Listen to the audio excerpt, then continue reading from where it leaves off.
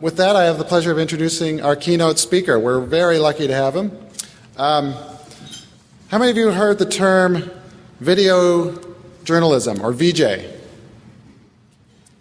If you haven't, you come to the right place, and if you have, this is the right place anyway, because this is a model that is sweeping, well, the world. I mean, I started looking at his resume, and it's just like, man, I want this guy's job. He's all over the place. He was doing video journalism before video journalism was cool. It's about 20 years.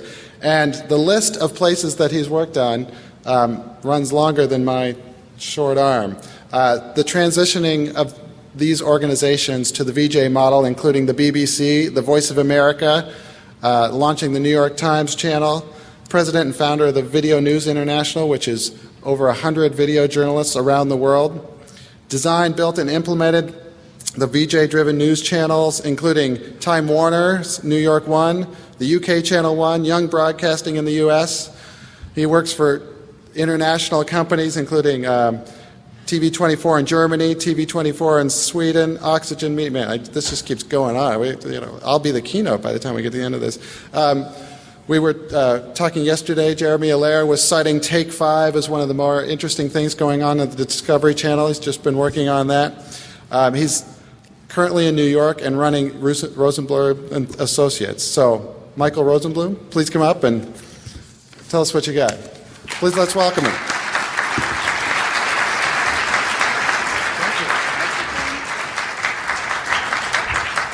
Thank you very much. Since my first paying job was a PA at Channel 13 in New York many years ago, I feel some sense of closure being here. At least I'm getting a free lunch out of this.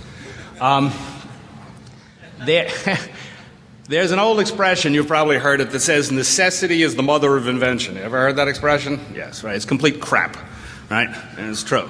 Necessity is not the mother of invention. What tends to happen is inventions come along and people go, geez, get that thing out of here. I don't want that. So we all pay lip service to the internet, and we all say, yeah, it's a great idea. And we all go back and go, I don't like this. I got to do it, but I don't like it. Inventions don't come along because people need them. Inventions happen, and then you have to deal with it. And dealing with it often means you got to change your whole life. Well, tough luck. In 1957, when the McDonald brothers were running a little hamburger stand in San Bernardino, California, there were not millions of people gathered outside the hamburger stand screaming, "We want Big Macs." And the brothers were not inside going, I don't know, 2 burgers, sesame sauce, I don't know, we'll try it again. In 1961, there weren't millions of people standing in front of the Defense Department going, "We want email." And at ARPANET, they were going, I don't know, try it again. QQQ, FFF, it'll work. Inventions just drop in your lap. Darwin wrote, "Survival is not given to the strongest or the smartest. It's given to those who adapt the most quickly to change." And that's your issue here. It's about survival. This is not an either or, wouldn't it be nice? You look at major corporations that once were really strong and powerful, and they went out of business overnight because they didn't adapt to a technological change. Kodak is the classic example. Kodak once owned photography. You said Kodak, it meant photography. And when digital cameras came along, in the arrogance of their excellence, Kodak was able to say, screw it, we're film. You see where they are today? They're dead. Somebody comes up to you and goes, "Hey man, I just bought a Kodak camera." You go, "You poor bastard, you're so stupid." Really. The ice business was once a fantastic business. For 1,000 years, 2,000 years, since the time of the Roman emperors, ice was a fantastic business to be in. And probably if you're old enough, like Seacrest and me, you remember your grandmother had, or you're not that old, your great-grandmother had an ice box. And a guy came around with ice tongs, and every day he delivered a block of ice. And you paid for it. And there were ice farms in New England around here, and people had ponds, and they froze them over, and they put it in ice houses, and they shipped ice from New England all the way to India. And the ships would arrive, and I'm sure there were conferences just like this, National Ice Conference. That's probably true. And they had guys who said, they had little booths outside with straw, different kinds of straw for insulation, and they go, "Look at our tongs, they're better than your tongs." And if your father had an ice delivery route in Manhattan, man, you were set. You didn't have to work, you didn't have to go to school, you fucked off, and one day you're a rich guy. Then in 1876, Jacob Perkins, an American inventor living in Britain, invented refrigeration. And in 1 second, the ice business was over. It was over. And all the crying and screaming about the quality and integrity of pond ice and your ships and your ice tongs and your delivery route and your father and your grandfather, they didn't mean a thing. You were dead. This happens all the time. If you don't pay attention, you're dead. And that's what's happening now, babe. The internet is not a little thing, maybe let's do this over here and a kind of cool idea. It is just like Jacob Perkins and the invention of refrigeration. Either you get it, or you're unemployed. Let me give you my own background so you have some understanding. Who is this jerk who they call in and say, we're finished, screw him, right? I'll give you my own background story so you have some sense of what I'm doing here. I did not start out to be a journalist or even in the television business, even though, as you read in the bio and all this stuff, I spent the last 20 years doing this digital. I've been very lucky, is all I can say. But I didn't start. I was actually a doctoral candidate in Islamic history, and that's what I wanted to do. And I was at NYU doing my PhD, and like all graduate students, I didn't have any money. So I went to work for a company called Career Blazers. Did you ever hear of these people? It's a temp agency, right? Blazing your career to $5 an hour filing. That was my thing. So they gave me a job, and one day I was in a law firm, and I was in a bank, and I was in an insurance company, filing and typing. Then one day, they sent me to a TV studio. I didn't know anything about television, except I watched it like everybody else. And they sat me at a desk, and I sat and I typed transcripts all day long, little headphones, $5 an hour. The third or fourth day that I was there, suddenly the phone started ringing, people started running around screaming and yelling and jumping. It was crazy. And I turned to the guy next to me, I said, what's going on? And he said, the Iranians just seized our embassy in Tehran. And I went, okay. I keep typing, it's not my problem, right? All right, as a typist. Right? The executive producer of the show comes crashing, I love they live for this moment. They come crashing into the room. And like Patton at the Elbe, he goes, you call the White House, you call the Pentagon, you call the State Department, everybody gets a job. Right? He goes, you call the Islamic Center in Washington. And I was a temp. All right. $5 an hour, do whatever you want me to do. So I took off the headphones, and I picked up the phone, and just to screw around, and of course I was bored and everything else, I pick up the phone and I go, Salam alaikum ya Sadiq, ana min al good morning America. The executive producer of the show comes and grabs me like this. He goes, you speak Arabic. And I went, yeah. And he goes, where did you learn? And just to screw around with him, I said, when I lived in Iran. Now, of course, they don't speak Arabic in Iran. They speak Farsi, but it was network news, so what did they know? So his eyes got really big, and he looked at me and goes, you lived in Iran? And I went, yeah. And he goes, you know anything about these hostages? And I went, sure. I knew they were hostages. Truthful answer. And he goes, can you write something for us? And I went, sure, I could write. I know they're hostages. He goes, get this guy a desk and a typewriter. So I was hired on the spot as the ABC News Middle East expert, which was actually it's true story. It's my first job in television. And we all went into this big conference room, this giant conference room, and all the big names, Peter Jennings, all the big names, they all streamed in. And absolutely true story.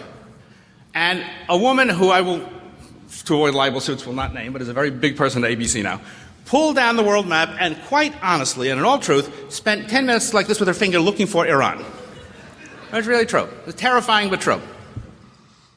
And the fact is that a few hours later, we were on live with a giant satellite link up from Sadegh Ghotbzadeh, the new president of Iran, up to a satellite 47,000 miles in office, down to Goldfeld, Colorado, back to 30 million people. So David Hartman, who was the host, a former TV doctor, Lucas Tanner, MD, and now a journalist, could interview Ghotbzadeh.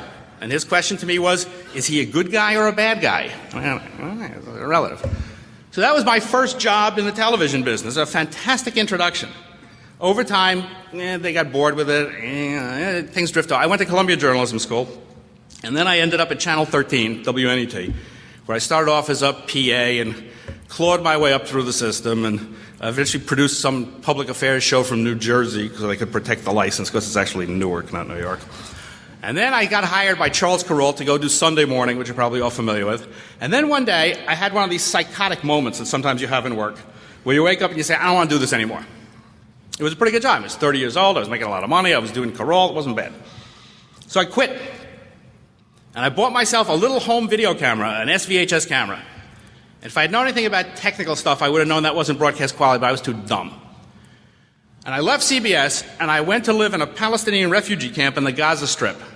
And I moved in with a family in Jabalia camp for a month. It was the beginning of the first Intifada. And I was annoyed because the coverage in American television of Middle East was and remains to this day appalling, because nobody speaks the language, nobody knows the history, nobody knows anything. That is one thing I knew something about. So I went to Gaza with my little camera, and I moved in with a family for a month. And of course, my name is Rosenblum, so the first couple of weeks were weird to begin with. Are you sure you're in the right place?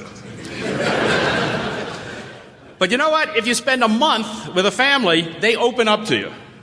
And if you take that little video camera and you shoot every day, eventually you'll get something.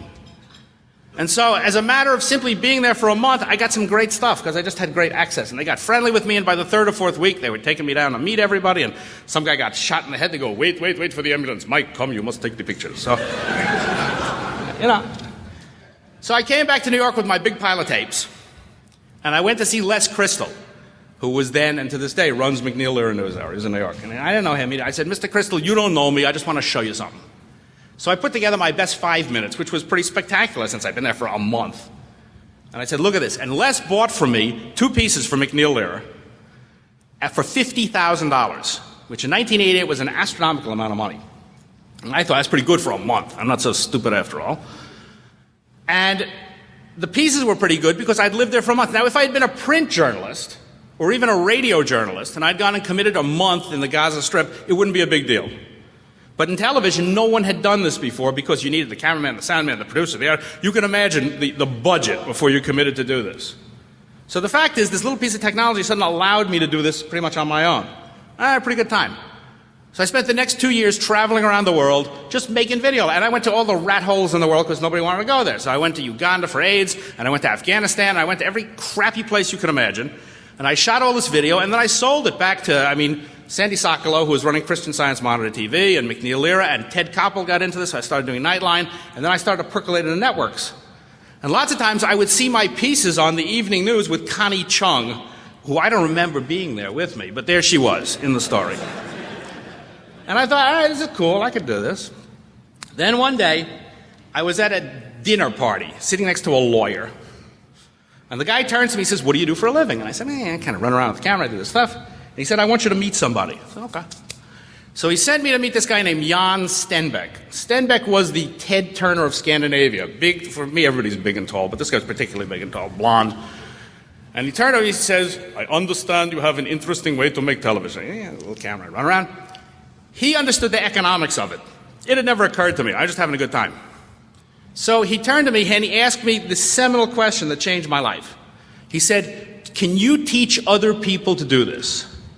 And I said to him what I have said to people for 20 years since then, any idiot can do this, which is absolutely true. With all deference to those of you who make television, I do it myself, it ain't that hard. It is not the black art we make it into. You know what I mean? So he set up a company with me. It was a fantastic moment. He capitalized the company, except it was in Stockholm. So I spent 2 years living in Stockholm building little TV stations. We'd go into some town, we'd find 30 young journalists, we'd give them a camera, we'd teach them to shoot. In those days, we'd cut on those RM450s with the 2 little dials and the buttons. We shot in a high 8, it had just come out, and within 6 or 8 weeks, we had a local TV news station with 30 cameras on the street every day that cost nothing. Well, it's not that tough. If you were making a newspaper, you'd go to a town, you'd hire 30 journalists, you give them pencils, you go, there's the door, go write a paper. So he did it in TV instead. A genius, this guy. Brilliant. Brilliant model. I did it for a couple of years, and then I got hired by Time Warner, and they were building this 24-hour news channel in New York called New York One, and they said to me, would your model work here? And I went, yeah. And Carl Sagan, very smart guy who today runs Akamai, said to me, can we do this here? I went, yeah, sure. So I came back to New York, and I did New York 1, I did Channel 1 in London, Switzerland, and the stations grew and grew and grew and grew. And it's obviously a very cost-effective way of making television. You run TV station like you run a newspaper. Here's 30 people, here's the pencils, here's the paper, there's the door, see you at 6. So long. This model began to grow in lots of different ways. Some Wall Street guys came to me and they said, you should own this. I went, all right, it's all right with me. So they went out and they raised a bunch of money, and then I came to NPR. And I went to talk to NPR, and I started finding all the stringers, the radio stringers that you guys have. And you know, they're not employees, they just do stuff, but they're great reporters, great journalists. And so I cut a deal with NPR to give them video cameras. NPR would keep the audio and we would keep the video. I wanted to make like a Magnum cooperative. And in 18 months, I had 100 video journalists around the world. I taught them to shoot and cut. And this became a company called Video News International. I sold this company to Punch Sulzberger at the New York Times, who I said, we can make the video analog of the paper. This was 1990. This was like years ago. But Sulzberger is a very smart guy, and he got it right away. That became New York Times Television. We started producing all these shows. If you've seen stuff like Trauma Life in the ER, Paramedics, Maternity Ward, those are all my shows done with those VJs. And we keep producing shows all the time. It's a very cost-effective way to make shows. We can talk about that from the PBS perspective. Now we turn hours in 6 days because we take the laptop in the field and we edit while we shoot. And it's all very high quality. It's really cheap TV. And of course it makes a digital package. That led me to then Kevin Close, who you all know from NPR, was then running Voice of America. And he came to me and he said, Voice of America, shortwave radio, we want to make it into television. We'd like your model. Can you come and do this for us? And I went, sure. And that's where I met Kevin. And I spent 2 years flipping the VOA and creating VOA TV on the same model. We trained 165 VJs in 12 bureaus around the world and created a television analog. From there, I met the BBC. I spent 5 years flipping the BBC, their entire national network, from the conventional model to the VJ model. From there, I mean, it just goes on and on and on. I came back, I met you guys at Young Broadcasting, we did KRN in Nashville, we did KRON San Francisco, KGTV. The thing has grown enormously because what we're talking about here is a different paradigm of how to make television. It's a different way of working. And of course, once the thing went to the web, once the platform went to the web, the thing exploded because the need for demand is so enormous. And you can't put video on the web and make it with a cameraman, a soundman, a crew, a producer, a director. It's too expensive because the web's demands are limitless. But you can make it with one guy with a camera, a laptop, and a vision. And that's really what we did. A couple of years ago, I met Al Gore, and we made Current TV, if you're familiar with that thing. We got 1 million of these projects going on. If you want to, we can take a look at some examples. I brought a bunch of DVDs. I don't want to talk so much about the examples, except to show you the possibilities here are limitless. And we just cut a deal with Verizon to build a string of very small, like these VJ stations, as they build out their Fios network. Our cost of operation is probably, you never really gave me the numbers for KRON, but I would guess it's 1/100th of what your cost of operation is. And the stuff is very good. The quality is very good. Because the talent is resonant in the people. And the technology now allows us to unleash that talent. And because the cost is so low, we can engender risk. And risk is the most important part of the element here. If you can't fail, you can't experiment. And if you can't experiment, you can never change. But if it costs you $100,000 to make a piece of video, you'll never take a risk. But if it costs you nothing to make a piece of video, or 10 cents to make a piece of video, you can fail all day long. So one of the things we incorporated at the BBC, which is very important, is what we call freedom to fail. We inculcated into their culture that we embraced failure as a positive good. We want people to fail. But the only way they'll be able to fail is if you make the risk, the barrier to access, next to nothing, which we'll talk about in a second. The most cogent thing here, if you take nothing else away from this, is that technology comes along and people don't know what to do with it. And what they tend to do with it is they plug it into old ways of working. In television and in radio, we have an architecture that's 50 years old. The way we think about it, the way the economics work, the way people work, their job descriptions, every aspect of broadcasting is a 50-year-old model. In 1876, Alexander Graham Bell invented the telephone. Fantastic invention. It changed the nature of communications forever. Because before that, with the exception of the telegraph, The fastest a person could communicate with another person was to give somebody a message, put him on a horse and say, go. From the 1870s all the way back to the Roman Empire, that was communication. And suddenly, you could pick up a phone and talk to somebody else instantly. That was a fantastic change. This change, this technology, engendered a complete rethinking of everything. The first thing it engendered a rethinking of was the notion of wealth, interestingly enough. Because before the telephone, the notion of wealth was predicated upon rarity. You have a diamond. Nobody else in the room has a diamond. How much is your diamond worth? This is the interactive part. You go, a lot, right? A lot, right? Because everybody wants the diamond. You have a diamond. Everybody else in the room has a diamond. How much is your diamond worth? Nothing. You have a phone. You're the king. You got the only phone in the country. What's your phone worth? It's worth nothing. Who are you going to call? You know what I mean? So they look, I have your phone. Please, hello? No one's there. If you have a phone and he has a phone, what's your phone worth now? And man, it's whatever you want to talk to Seacrest, because that's all you can call. Hello, Mike, everything okay? Okay. But if you have a phone and everybody in the room has a phone, now the value of your instrument appreciates. And everybody in the world has a phone, the value of that instrument goes high. The invention of the telephone created the notion of networking. It required a complete rethinking of something as simple as wealth, and an idea that had been around for like 3,000 years. Suddenly it had to change. Well, to make your phone of any value, suddenly everybody's got to have a phone. So for everybody to have a phone, you know what we need? What do we need? That's right, wires. Good.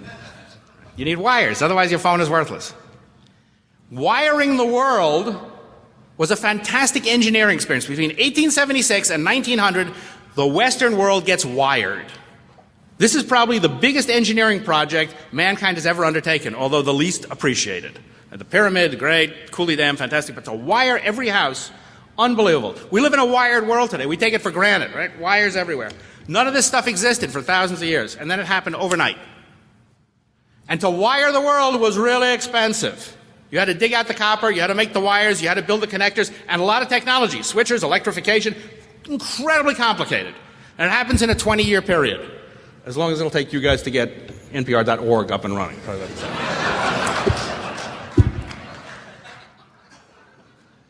Wiring the world was expensive. And so all over the world, governments sold bonds or corporations sold stock and people took risk, but you would do it. You would invest your life savings in AT&T or Bell Telephone because you figure there's a pretty good risk.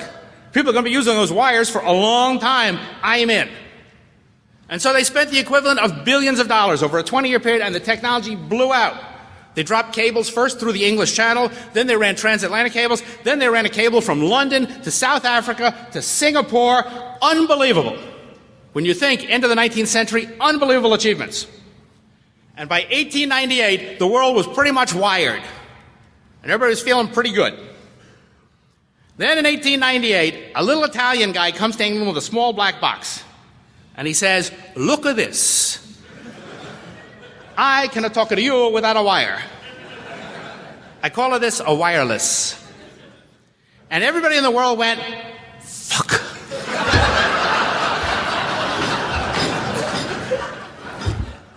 All that investment down the tubes.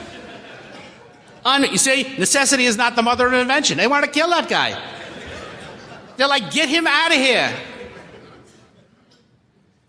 AT&T did whatever any American corporation would do when faced with this. They bought the patent rights for radio from Lee DeForest, and they suppressed the development of radio for about 20 years. And the only place you could get radio was on ships. The Marconi company really sold to Navy, because ships you couldn't wire. No matter how much you tried, you could not sell a telephone line to a ship. So shipping was the only place you had wires. Sorry, you had wireless. And Marconi was a little tiny company, really, considering the potential of radio. Because people could only see wireless as, I'm talking to you without a wire. Then in 1912, the Titanic, a ship out of Belfast, strikes an iceberg on its maiden trip. And from the radio room, the wireless operator starts to bang out Titanic going down. David Sarnoff, a 16-year-old Russian immigrant who works for the Marconi Company, is working the weekend shift. The Marconi Company, like an internet company in the 80s, was trying to push its technology. So they had rented out the front window of Woolworth's, a department store downtown in Manhattan. And they had planted Sarnoff in the window over the weekend to take the radio traffic in so people could watch the kid with the thing and the sparks and all that stuff. Kind of cool. Maybe you want one in your living room, maybe. When the Titanic goes down, Sarnoff is the first one to get the signal from the Titanic. This is a fantastic event in many ways. We're used to seeing great stories broadcast live. 9/11, you watch it on TV. Even the Kennedy assassination, you see the Zapruder film. The sinking of the Titanic was the first time in human history an event of this magnitude actually happened live and people could watch it as it went. So hundreds of thousands of people gathered downtown on Broadway in New York in front of the Woolworth building. They didn't go to the New York Times. They didn't go to the Zipper. They went downtown, and Sarnoff started to hand out the names, the information, as it was updated from the radio. The next morning, the Carpathia, another steamship from the White Star Line, began to pick up the survivors from the frozen Atlantic. And as they picked them up, they also radioed back the names of the survivors, and there were big names on this ship, the richest and most powerful people. And people waited as name after name came in. And David Sarnoff, at the age of 16, had a fantastic insight. He came to understand that radio, this technology had been around for about 30 years already, was not for communicating one person to one person in competition with the telephone. He came to understand that radio was about one signal going to everyone. And he had a vision for a thing he called radio music boxes, which would be passive receivers. They would just have two knobs, frequency and volume. Up until then, if you had radio in your house, it meant a transmitter and a microphone, an antenna, very complicated. It took him another 10 or 15 years before he could put his vision of radio into actual reality. Of course, he became the chairman of GE and RCA and, RCA and NBC. Our industry, whether it's broadcasting, whether it's radio or television, in some ways it doesn't matter, and we'll talk about that in a minute. Our industry begins at that moment. It doesn't really begin with Sarnoff, it doesn't begin with Marconi. It begins with Sarnoff's insight into how to use the technology. Because the architecture that radio demanded was radically different from the architecture of telephony. But the smartest people in the world had been in the telephone business for a long time. And when they looked at that technology, they saw something, but they didn't see what it could be. So there's a lag between the invention and the correct application. For 2 years, I was the president of New York Times Television. I happened to be at the Times when they started NewYorkTimes.com. So I admire what you've done with the Washington Post. You did a great job. Martin Niesenholz shared the office with me in the very beginning. The Times is filled with very, very smart people. It's a fantastic newspaper. But if you go to the website, nytimes.com, you will see a newspaper online. It's because that's the way they think. Like the people in the telephone business looked at radio and saw a telephone. The people in the New York Times, as smart as they are, they look at the web and they say, here's a place to put up a newspaper. When I go to npr.org, which I do all the time, I listen to radio. It's not really an internet experience. It's simply another way of receiving what I understand already because you understand that architecture. When I go to a television station and I look at streaming video online, I'm watching TV online, but that is not what the internet is for. That's not the way it really works. The internet is something entirely different. What is the internet? Broadcast, this is where I wanted the whiteboard, but we don't have it, it's all right. You'll have to imagine this. Broadcast is one signal to lots of people. Same signal to lots of people all the time. And whether it's newspapers like this, or television like this, or radio like this is the model. The internet is about a community of people up here communicating with a community of people down here. eBay. Here's all your crap. Here's all the people who want to buy it. It's true. Amazon. Here's all the booksellers in the world. Here's all the book buyers in the world. These are the most successful websites.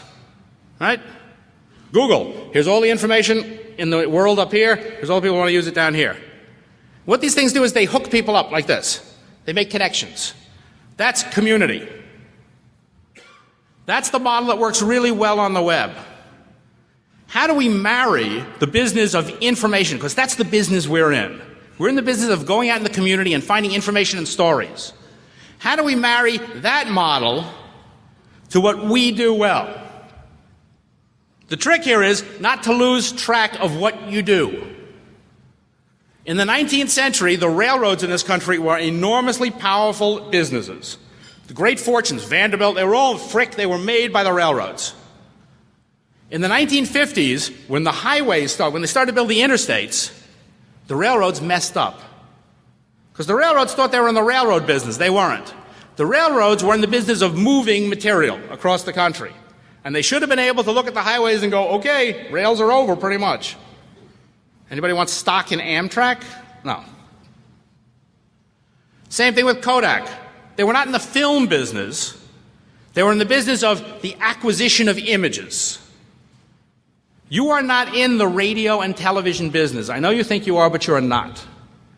You are in the business of going out into the community, acquiring information in a digital format, and bringing that back and making it accessible to the community. How you do that is not a function of, well, we do radio and screw the rest of you, and we do television, and that's what we do, and we do very high-quality television. What you have to do here is you have to rethink the architecture of how your entire business works, like with the value of the phone. This is a very, very, very difficult thing to do.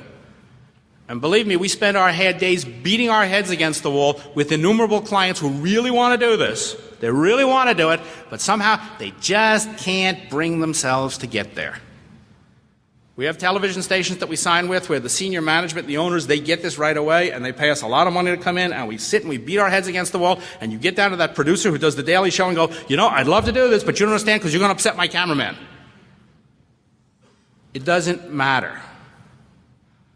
As you said, the steamroller is coming. Steamroller's not coming. Steamroller is here. It's here. Because I guarantee you, when Google decides to come in and do a television station, they are not going to build big studios with cameras and lights and hosts and receptionists. When I was at Channel 13 a million years ago, we had 700 employees at Channel 13, and quite literally, about 25 of them made television. I don't know what the rest of them did, but that's what they did. And everybody's very happy, because it was a fat business. In 1973, there were 3 networks in the world and PBS. And they divided a viewership of about 200 million people, 100 million households. And any idiot could make $1 million. It wasn't that difficult to do. There were so many viewers. So you could sell ad for $100,000 a spot, no matter how bad your programming was.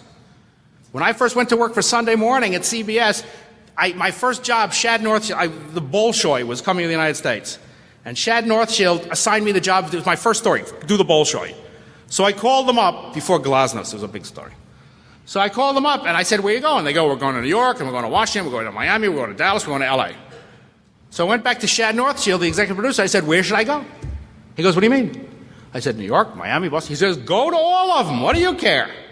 And so we flew first class to every one of these. It was a fantastic job, but the price point of making the pieces was an act of insanity. But nobody cared. There was so much money around. Well, we've gone from 3 networks and PBS to 600 channels, to 1,000 channels, and the internet, I got news for you, we're going to 1 million channels. This is coming tomorrow, 1 million video channels. Well, as you go that way, the viewership goes this way, because you fractionalize the audience. It used to be if you didn't have a 12 on network or a 17, you were off the air. We sell hundreds of shows to cable. If in the old days, when I did Trauma, Life in the ER, if you remember that series, we used to get a 1.2. Today, we sell series to Discovery. If we get a 0.1, they're delighted. The numbers just keep going south and going south and going south. And when you get to webcast, you're going to come back and go, hey, I got a blog. I got 75 people on my blog today. I'm killing myself with joy. It's fantastic. Right? Well, you say, we got to feed the internet. The internet is, it's infinite. We got to have 100 channels of it. Where's it going to come from? You think you're going to go out and hire freelance, they'd be delighted, hire freelance crews to go and take 8 months to make an hour, and you're going to put it on the web and you go, oh, that's really cool. I love that thing. It's insane.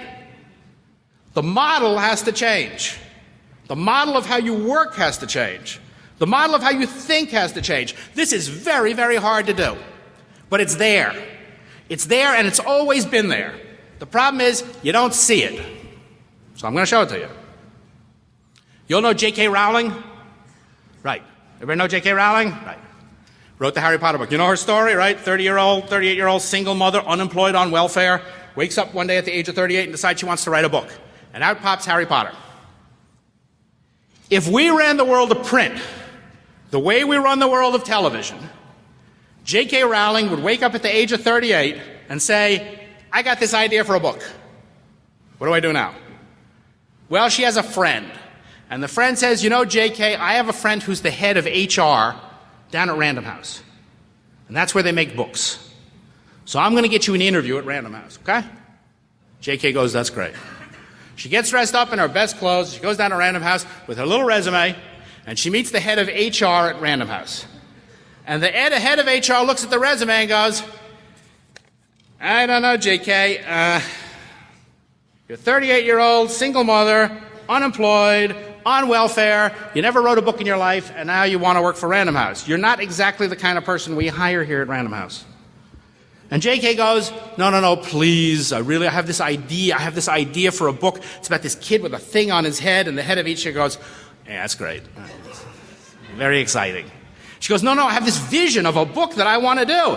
And the head of HR goes, look, J.K., we all got visions, okay? You just sit there. And J.K. starts to cry. She cries because all she wants to do her whole life is write this stupid book. And the head of HR, her heart softens. And she goes, okay, I don't normally do this, but in your case, I'm going to make an exception. We have an opening here for a receptionist. And J.K. goes, a receptionist? What do I do? And the head of HR says, well, you'll answer the phone, you'll make coffee, you'll Xerox things, but you get to meet the writers. And J.K. goes, really? And the head of HR goes, it's the entry level into writing. You got to trust me. Okay. So she takes the job. And she says, well, what happens next? She says, well, in 5 years, if you're really good as a receptionist and you get really lucky, we're going to make you a researcher. So what do I do then? Well, you get to research the stories that our writing staff is working on. I said, what happens after that? Well, if you're really good as a researcher, we'll make you an associate writer. What do I do then? Well, you get to go out with the writing crews and the staff, and you kind of work with them. And what happens after that? Well, if you're really good after that, we get to make you a writer. And J.K. goes, then I get to write Harry Potter? She says, no. You'll get to work with some of the big name writers we have here, like Katie Couric and Matt Lauer, because their names really sell. And you'll write stuff that the marketing department has determined that the marketplace wants. And J.K. goes, well, when do I get to write Harry Potter? And HR goes, what are you, an idiot? This is not how it works. What makes print, what makes literature powerful in our world is the fact that anyone can pick up a pencil and try and fail. It doesn't cost anything except for a piece of paper. And try again and fail and try again and fail and try until they get it right. There is no barrier to entry to print. And that's why the world of print is so powerful. And that's why television sucks. Sucks. Does suck. Television is an incredibly plastic medium. It's about manipulating pictures and sound and music and graphics and writing and storytelling and immediacy. Every time you turn on a TV set, you should look at the thing and go, wow, that was incredible. Instead, let's be honest, you flip through the thing and it's people watching paint dry or eating bugs or who knows what. And we go, well, that's what the audience wants. I don't believe it. Because we've taken this most powerful medium in the world and we've turned it over to 12 people. We've said Katie Couric, Matt Lauer, fantastic. Let's stick with that. And as a result, this medium of limitless potential has been shrunken and desiccated and constricted because we won't let anybody else get their hands on it. Because we're afraid. Why are we afraid? With good reason. Because it's expensive. In our mind, it's expensive. It used to be really expensive. The fact is, it doesn't cost anything now, but we're still terrified. And YouTube, admittedly, it's crap on YouTube. It is crap. But it's a beginning. It's a taste. You can feel what's out there. About 5 years ago, I was approached by Al Gore, who I didn't know from a hole in the wall. I had opened, some businesses work, some don't. This one was a disaster. It was called DV Dojo, and I had this idea to open a video bar and cafe in the East Village of Manhattan on the Bowery, across the street from CBGB. Right? And I would have like a bar and a cafe, and then I would have editing stations with Final Cut Pro. Instead of like an internet cafe, it would be a video cafe. And I gave out video cameras to people, and I said, come on down, it'll be cool, and you'll make films and we'll screen them, and it was demented. $700,000 and one marriage later, I went out of business. That's how it goes. While I had the DV Dojo, this big guy walks into my bar one day. I mean, I'm little. This guy was enormous. His name was Jamie Daves. And he says to me, tell me what you do. So I sat him. I had nothing to do. I had no people coming in there. So I sat for 3 hours. I just fed him the story. I go, I'm in England the next week at the BBC, and I get this call from this guy, Jamie Daves. And he says, Jamie Daves, you remember me? I said, man, you got hands like the size of Connecticut. How could I forget you? He says, I represent former Vice President Al Gore. Well, this was shortly after Gore had lost the 2000 election, so I was like pretty fresh in my eye. I go, no shit. He goes, yeah, the Vice President would like to meet with you in New York next week. Okay. He said, is there a private place that you can meet? I said, well, come to my house. He goes, okay. So the next Thursday morning, it's my own personal pleasure. The night before, I went home, and my ex-wife, I said to, she was then my wife, but soon to be ex, and I said to her, hey, guess what? Al Gore is coming for breakfast tomorrow morning. She goes, yeah, right. And she walks out. Great. The next day, 8 o'clock, ding dong, the bell rings, and there on my little video monitor, it's Al Gore. It's like I'm watching TV. And he's got a little suit, and he goes, Al Gore. I goes, come on up. So we come up, and we start having breakfast. And he's sitting with me, and he's got his little pads out and stuff, and he turns to me, and he says, you know, these little video cameras, they're a lot like Gutenberg's printing press. And I said, you don't know who you're talking to, pal.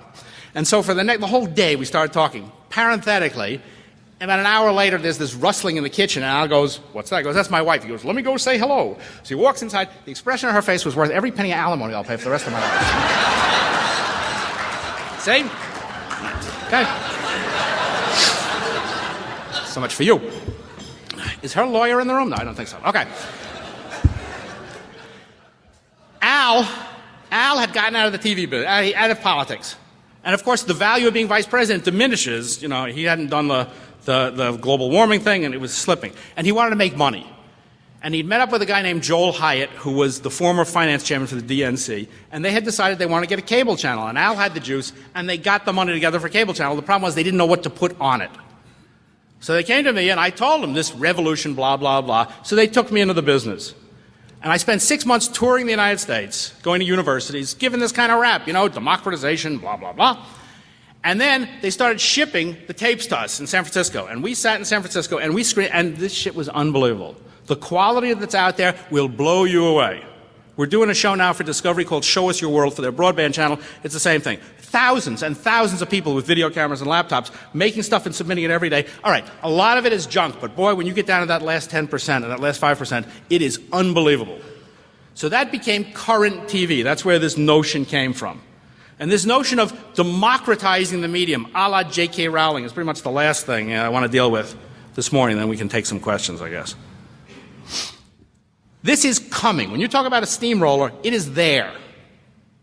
And if public broadcasting has any responsibility at all in terms of this thing that we talked about, it is to tap into this vast reservoir of people who have something to say and now have the technology to say it. And that's really the most important thing that I can talk to you about today. Do not be afraid. Do not be afraid. We are fearful all the time. Two stories, one short one, one long one. We live in fear all the time. We're afraid because we'll lose our jobs, because we'll mess something up, because we know how to do something really well and we don't want to change it. And in my experience of 20 years of working with all these broadcasters around the world and building these television networks, it's always fear that kills the thing. They're afraid to change. This week I've been reading a fantastic book, The History of the English-Speaking Peoples by Winston Churchill. It's 4 books, but it's a fantastic story. And Churchill talks about Edward III, King of England, 1347, the Black Prince. Edward takes his army to invade France. He takes 12,000 soldiers, and he meets the French army of King Philip of 40,000 knights in armor, with horses, the height of medieval power. These were killing machines, every one of them. Fantastically expensive to field, incredibly powerful and frightening. And July 12th, they meet at the village of Crécy. And the French army, under the rule of King Philip, has lined up. It's an unbelievable assault. 40,000 knights in full armor with their lances and their swords and their banners on their horses, ready to meet the British. Edward has not brought any knights. He has no armor. He has no horses. Instead, he's brought 12,000 bowmen. No one had ever done this before. A bow and arrow. Very lightweight technology. Simple. Inexpensive compared to the cost of fielding a knight and all the backup that went with it. And those guys in their leotards standing there in the field, looking up at these knights, they must have thought, what the fuck have I gotten into? Seriously. And Edward stood there and he said, don't worry, boys, be cool, I got it all worked out. And I'm sure they all went, right. But they stood there with their long bows in their little leotards, and the French armies came up and they looked down, and they looked at the English, and they must have laughed their asses off. And they went, this will be over by lunch. And they took out their swords, and they charged down on them. And the English got their bows ready, and Edward said, hold it, hold it, hold it, now. And in that moment, they unleashed thousands of arrows. They killed the horses. And the knights fell on the ground in their heavy armor and were immobilized in the mud.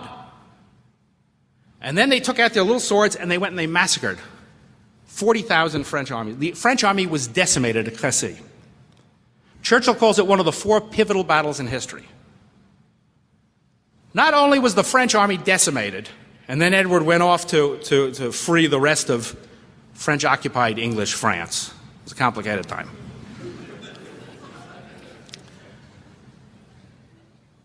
But at that moment, medieval history, knights, armor, battles, it comes to an end. In a moment, it comes to an end.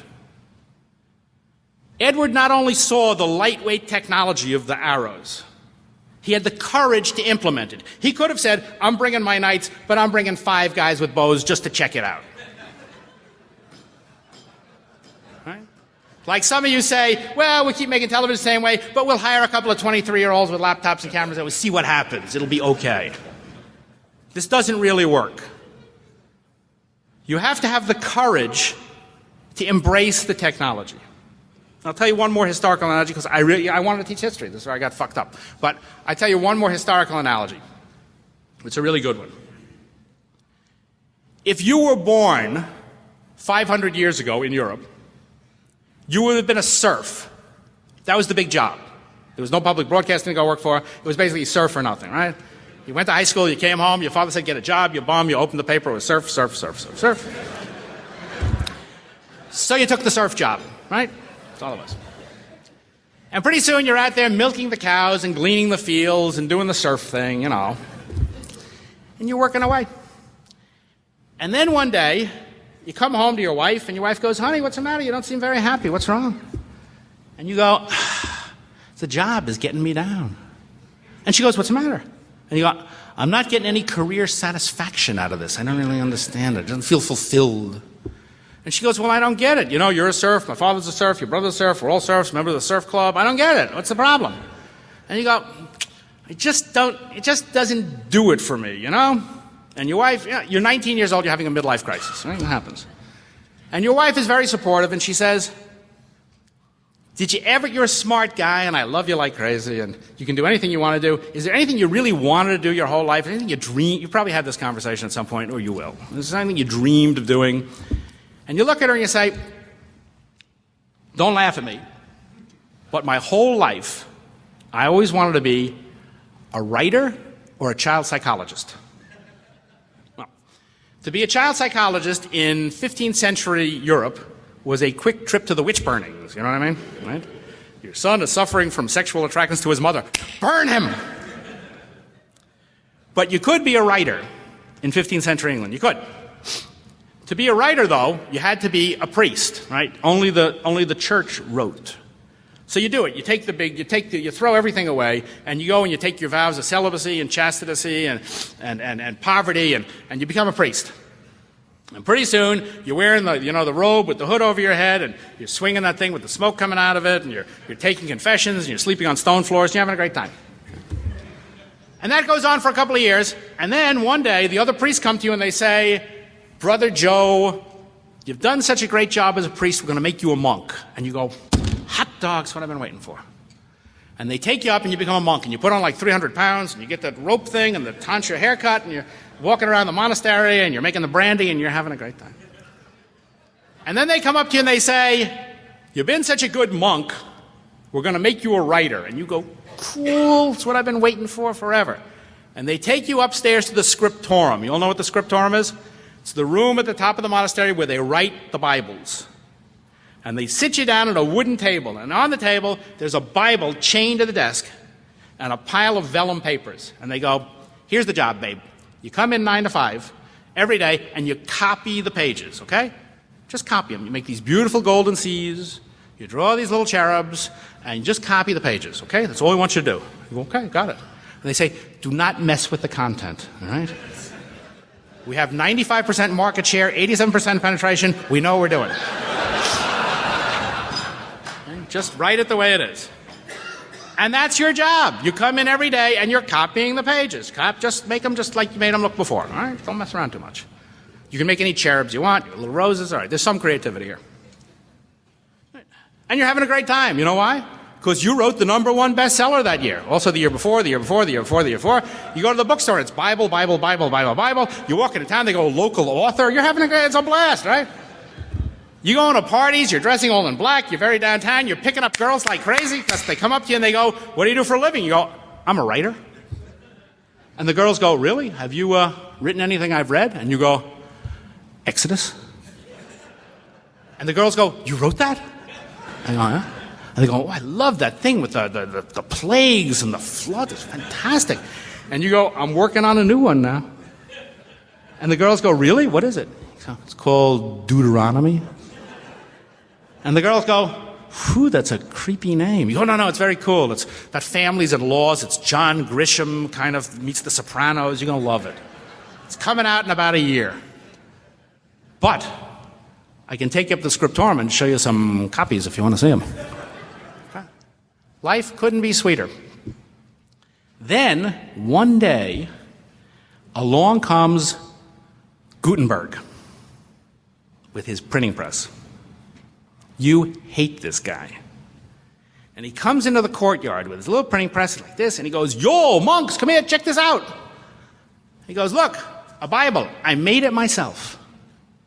And all the monks come down and they go, oh, Gutenberg, you must be kidding me. Look at the terrible technical quality here.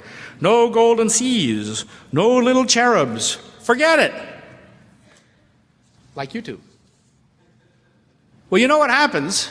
In 50 years, which is a nanosecond in the Middle Ages, the monks and the monasteries are out of business. It's very hard to believe. When you signed up, that thing had been around for 1,000 years. They had a health plan, a dental plan. Now you're screwed. It's hard. It's over. Just like Kodak. It's over. And all across Europe, people are reading and printing books and all this kind of stuff. If you were a venture capitalist in 15th century Germany and you heard about Gutenberg, you'd say, let's invest in that guy. It's the Google of the 15th century. We're going to make cheap Bibles, flood the market, and screw the monks. Great idea. And in fact, that's what Gutenberg was trying to do. He was trying to make a buck with cheap Bibles. What even Gutenberg had failed to understand was the ramifications of the printing press were not about cheap Bibles. Just as the ramification of this digital revolution is not about putting your current content online. The ramifications of the printing press meant that anyone with an idea now had the ability to publish. It's a fantastic moment. In the 11th century, Vikings sailed from Norway and landed in North America. 200 years later, nobody knew about them. They were gone. You know why? They didn't tell anybody. In 1492, Columbus comes to the New World. The first thing Columbus does when he goes back to Spain, after taking a shower and cleaning up, is he publishes. He publishes an 8-page pamphlet about his trip. It's the first post-Gutenberg event of any significance. And he publishes 100,000 copies. And he publishes them in Spanish and Portuguese and Italian, as well as Latin. And all across Europe, people start to read about what Columbus did. They don't have to see the ships. They don't have to talk to Columbus. They don't have to clear it with Isabel. They just read it. And all over Europe, people start to go, geez, let's go. And the age of European exploration is kicked off, not by Columbus, but by the publication and distribution wrought by the printing press. In 1517, Martin Luther, you all know who Martin Luther is, right? Because this is NPR and PBS. When I do this other place, I have to go, not Martin Luther King, another guy. We're on firmer ground here. In 1517, Martin Luther is a monk who is pissed off with the Pope for a variety of reasons.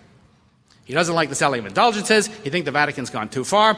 And you all know the story of how he posts the 95 Theses on the door of the cathedral at Wittenberg.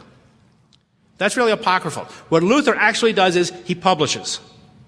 He publishes books and pamphlets and treatises. And he publishes them in German and Dutch and Swedish and Danish. And all across Northern Europe, people start to read what Luther thinks. They don't have to come to Wittenberg. He's a little teeny tiny monk in a little teeny tiny village in the middle of nowhere. But they read what he is publishing, and they agree with it. In Rome, the Pope is pissed. He does not like this at all. So he gets a hold of the Emperor Charles V, Emperor of the Holy Roman Empire and the Netherlands and Germany and Spain. And he says, Chuck, you get out there to Wittenberg and you tell that monk to shut up. So the Emperor Charles V goes to the cathedral at Worms. And he has a confrontation with Martin Luther, very famous moment in history, seminal moment in history. At the transept of the cathedral, the Emperor of the Holy Roman Empire, bearing the power of all of Christendom, stands before this little insignificant monk from nowhere and points at him and says, recant. And Luther looks at the emperor in a moment that changes the course of history and says, Hier ich stehen, ich kann nicht anders. Here I stand, I can do nothing else. They don't execute him. They don't even excommunicate him. Instead, the emperor says, I want you to go back to Germany and think about what you're doing. And Luther does. And he marries, and he writes more, and he publishes more, and he sets off the entire schism that fractures Christianity, begins the Reformation, begins the rise of the Western world that we live in today, begins at that moment. And the Pope and the Emperor understand that there is nothing they can do because the idea is out there. And the idea is out there because of the ideas of Luther married to the power of a press that gave anyone with an idea access to publish.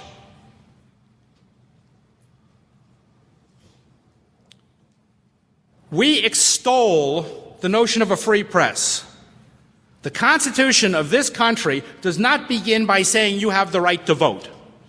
It does not begin by saying you have the right to free elections. The Constitution of this country, the First Amendment, the very first thing it says is Congress shall make no law abridging a free press. Because the people who wrote that document were the descendants of that moment in Worms. They understood that a democratic society is predicated solely upon a free and open press. We don't live in a world of print anymore. We live in a world of video. And it's not even television, it's video online. It's access to video. But that world of television is not a free press. And if you think it is, go have your kid shoot some video and take it down to CBS and see if they'll put it on the evening news for you. That is a very closed and controlled environment. These little video cameras and these laptop edits and this internet, these are the Gutenberg's printing press of the 21st century. They make it possible for anyone with an idea, anyone, to publish. You, I am sorry to tell you, are the monks in the monastery. True. You've lived in a wonderful, I worked at Channel 13. It's a beautiful environment, and BBC. It's a beautiful, rarefied environment. It is over.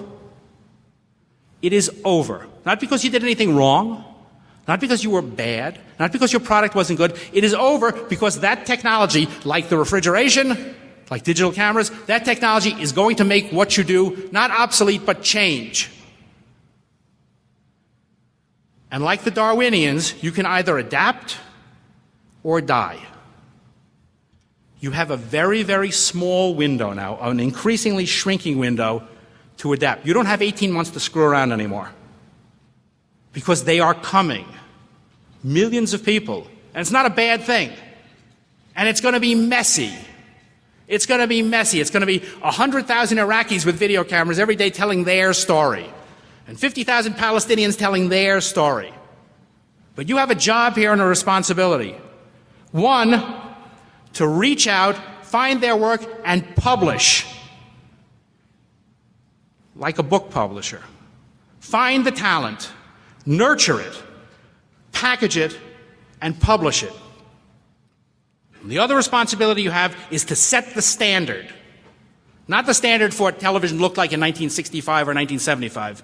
You must set the standard of excellence now, like the BBC does and like you do, in a world of broadcast. But now you must set the standard for excellence in a world of internet so that everyone else can aspire toward it. But this is not a question of repackaging some of your stuff and putting it online. This is a complete rethinking of how your industry works. And with that, we can take some questions if you would like. Thank you very much.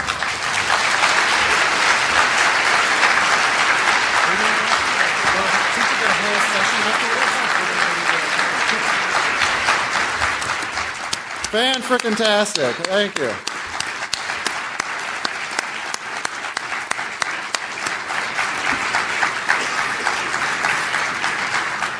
How's that for a kickoff? Hey. All right, now we're fired up. Michael is actually in one of the breakouts in the next session. So if you want to get down and talk operational details about, how they're doing this, what cameras they're using, how does the change process work, obviously he's got a ton of experience with that. So come have direct Q&A with Michael during the next sessions.